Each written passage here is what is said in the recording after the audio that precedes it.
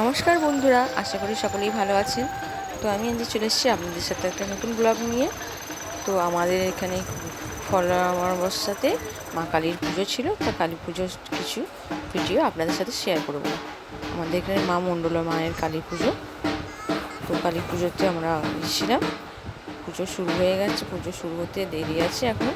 তো এখন এই সবে ঠাকুর নিয়ে আসা হলো।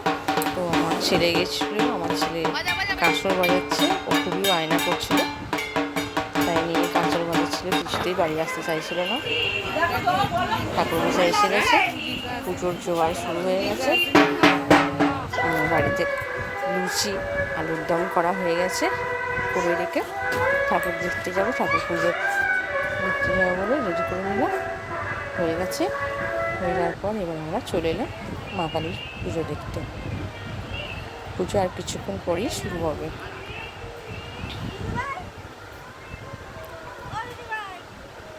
আমার এই ভিডিওটা আপনাদের যদি ভালো লাগে অবশ্যই কমেন্টে জয় মা মণ্ডলা কালী লিখে দেবেন।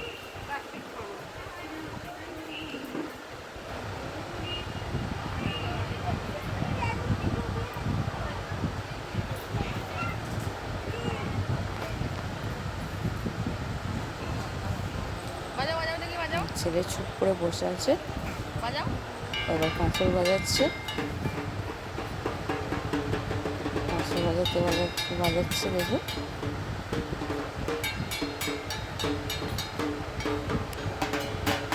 মা লক্ষ্মীর হাড়ি নিয়ে আসা হলো, লক্ষ্মী ঠাকুরের হাড়ি নিয়ে এসে হলো, পুজো শুরু হবে এবার।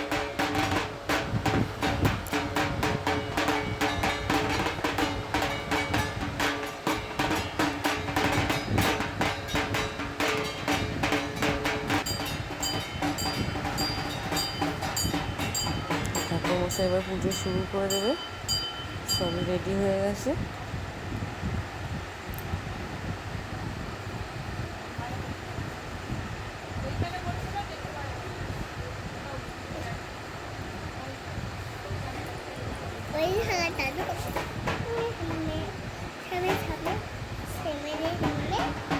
তো আমার ছেলে এবার ঢাক বাজাচ্ছে, কাঁসর বাজানো তো হলো, এবার ঢাক বাজাচ্ছে। ঢাকের কাঠি কিছুতেই ছাড়তে চায় না, অনেক সবাই বলছিল একটু পরে বাজাতে, ও শুনবে না, ও ঢাকের কাঠি নিয়ে ঢাক বাজাচ্ছে।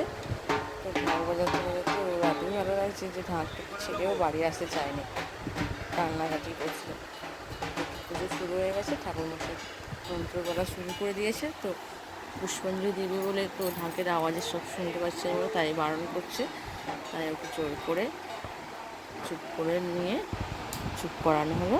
তারপরে নিয়ে আমরা বাড়ি আসবো বলে চলে এলাম। আর পুজো দেখা হলো না, ও খুব কাঁদছিল তো তাই।